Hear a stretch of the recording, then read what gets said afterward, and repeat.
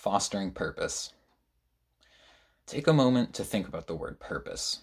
However you may personally define it, I'm betting most everyone thought of something to look forward to or anything that drives you onward. And for some of you, that probably meant a hobby. Hobbies give someone a passion for a particular activity. Immediately, people think of generic cliches like collecting stamps, coins, seashells, or a whole variety of other items, but there are far more options than just collecting things. In fact, basically any item or exercise that you personally enjoy can be turned into a hobby, and chances are it already has been. Communities form between those who have similar passions, and this can help expose new ideas and other spins on a similar hobby. But back to the idea of fostering a purpose.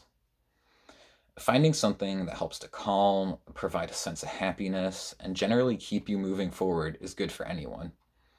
Hobbies that relate to your personal interests are perfect for filling in this opening. In any other year, discovering almost any hobby would be relatively simple, but this year has been like no other.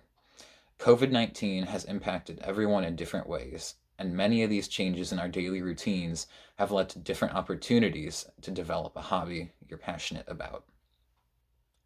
This past summer, I searched for something to do that I enjoyed while not putting others at risk. I have had a long interest in railroading, so I decided to combine this with a new passion I discovered that kept me outdoors: bike riding. I'd soon established dedicated routes from my house to nearby railway lines, which prompted the beginning of another interest: photography. While too many hobbies can cause someone to lose focus and become overwhelmed, balancing them or combining them creates a unique new option that further aids in a strong feeling of purpose. For me, this mixture of bike riding, photography, and the subject of rail transport was just that, while also being adapted to the current state of the world during the pandemic.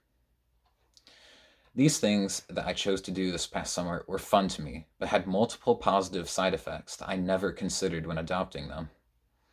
Bike riding was simply my cheap and easy means of transportation to the train tracks, but the exercise that came out of daily 10-mile rides built my stamina and got me out of the house for extended periods. Watching and photographing trains got me close to a community of other people my age who had a similar interest in rail photography, and these virtual connections brought me to new places while improving the quality of the pictures I took. These sections of the hobby all added value to my overall sense of individual purpose. As I said, these are all positive aspects of a hobby that had an initial goal of just viewing trains in my area. Science backs up these beneficial effects of a hobby on a person's sense of purpose.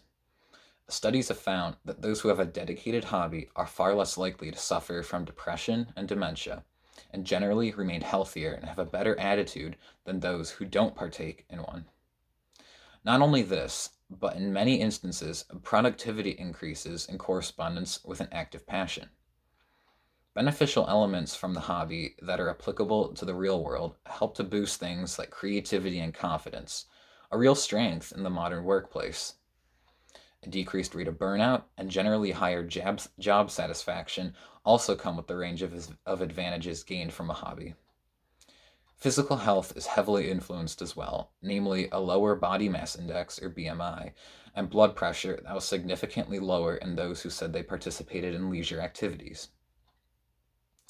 The vast majority of studies concluded that a hobby leads to a better quality of life through increased happiness, mental and physical benefits, and an overall increase in an individual's sense of purpose. And the effects noted in these studies are exactly what I experienced during my time this past summer. I saw health benefits gradually grow, I became generally happier in a time when the world was in a state of unknowns, and I found a reason to excitedly follow something I enjoyed doing, a purpose. Now, of course, riding a bike to take pictures of trains is not the only purpose of my life. But having something small like that increase my individual sense of purpose that much was remarkable. What can we take from all this now? Adopting a hobby sounds like a start, but to narrow down some of the desired outcomes here, we want to incorporate a few key elements. Michael Brickley said that the ideal hobby does three things: offer an escape from a daily routine, engage in a passion of yours, and the construction of a sense of individual purpose. Applying these three parts to a passion gives you the opportunities to foster a greater individual purpose and feel an uptick in happiness and a positive change in attitude.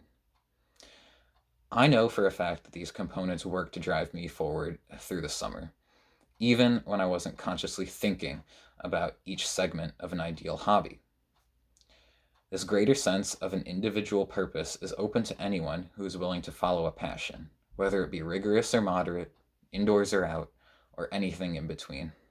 A hobby can start with something small, but lead to a massive change in purpose. Thank you.